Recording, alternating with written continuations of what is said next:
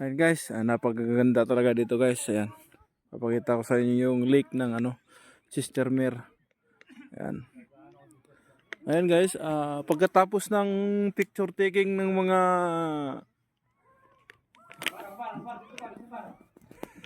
mga homesick boys guys. Ayan. Susubukan namin na tumawid dyan sa tulay guys. Ayan. Papakita ko sa inyo yung tulay na tatawiran namin.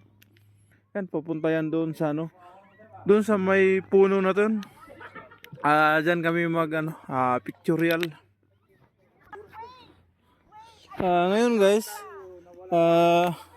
tutulay na kami yan guys, kaya malalaki yung mga katawan namin, kaya ina-advise na isa-isa lang yung bawat tao na pupunta doon sa may tulay muna. So guys, ito yung vlogger ng third batch guys.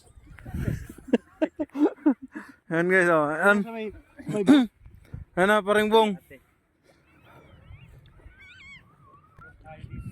Hi na guys, paparating na yung mga mga batang combat twins. Ayan. Picture. Ayan guys, dahan-dahan lang guys, dahan-dahan lang kasi umaalog yung tulay. Dahan-dahan lang kasi umaalog yung tulay. Umaalog pala yung tulay.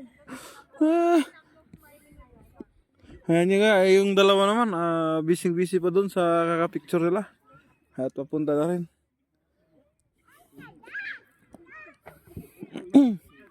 Maganda pala ang mga dito, par, no? Oo.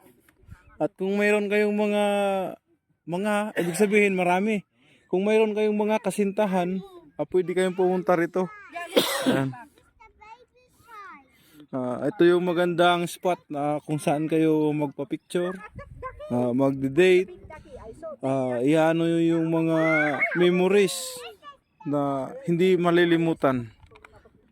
Ito yung future pastor guys. Ayan, si Pastor Alan. Ayan guys, mayroon tayong gangsa dito na nakita guys. Ayan, titingnan natin guys kung anong ginagawa niya dito guys. Ano ko to guys? Nangingitlog pala siya guys. Ayan. Nangingitlog yung gansa guys. Ayan Kung makikita yung mga itlog niya guys. Ayan may 4 na piraso na itlog guys. At saka bawal siyang bawal siya na kunin, bawal lapitan, bawal mo siyang hipuin guys. Dito sa lugar na to guys, ay yung mga gansa pinaghahalagahan talaga nila. Tumulong pala siya.